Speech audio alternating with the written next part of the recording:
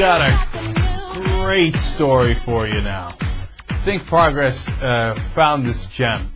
It's about the border between the United States and Mexico. You know how we're going to put up a fence? We're going to put up a fence! It's going to be awesome. We're going to keep those illegals out, right? It's 700 miles, and it cuts through a lot of people's property, it turns out. It cuts some public utilities, private landowners, municipalities, universities.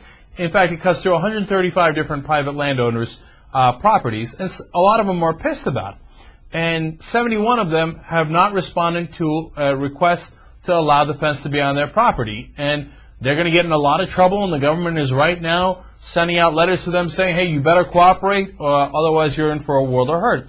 And in fact, where the fence stops, there's a 76-year-old man by the name of Daniel Garza, and he might lose his home to the border fences intrusion. And he says, look, this is going to really set me back. This is an enormous problem for me. It's running through my property, right? What's curious, though, isn't where the fence goes through Daniel Garza's property. What's curious is where it ends. So it's 700 miles, and then you would think that it ends, I don't know, in some sort of natural landmark. A river, a mountain, something along those lines, right? No, it ends abruptly. So what's on the other side that all of a sudden the fence ends there? Well, it turns out what's on the other side is Ray Hunt's property. Ray Hunt is an oil man who used to be on the board of Halliburton and who was a Bush pioneer, which means that he raised over $200,000 for George Bush's reelection. An enormous Republican fundraiser, fan of George Bush and Dick Cheney. And somehow, magically, that 700-mile fence between the U.S. and Mexico stops right at the border of his property. And his property is completely undisturbed, and it goes back and forth, and the fence doesn't bother it at all. Gee, I wonder why that happened that way. It's probably just a wild coincidence.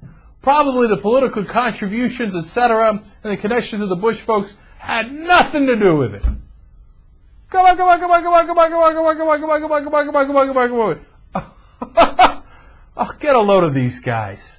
You think they care about stopping the illegal immigration? You think they care about the actual substance of the matter? It's all about the politics, and it's all about the connections. This poor 76-year-old guy who's going to have his property and his house lumped off by the fence is like looking across going, well, why couldn't they just cross right there over Hunt's property? There's nothing stopping him. Why would the fence that goes through my property stop them when they could just walk right around it? The answer is it doesn't have anything to do with whether the fence is going to be effective or not. It has everything to do with who gave money to Bush and who didn't. If you want to know how the real world works, that's how the real world works.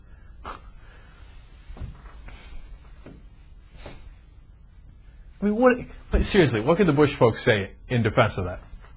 No, there's a real reason why it has to stop in Ray Hunt's property. Because, immigrants don't like Hunt's property. I mean, they can't cross there. It's very dangerous. Nothing, man. That's what you gotta love about the Republicans. They're brazen. They don't give a shit. They don't care. And they're like, oh yeah, you caught us on our hypocrisy. Go take it somewhere else, buddy. Yeah, of course we had to stop at Hunt's property because he's our buddy. That's the way this world works. Now piss off. Or donate a lot of money to Republicans and we'll have the fence stopped at your property.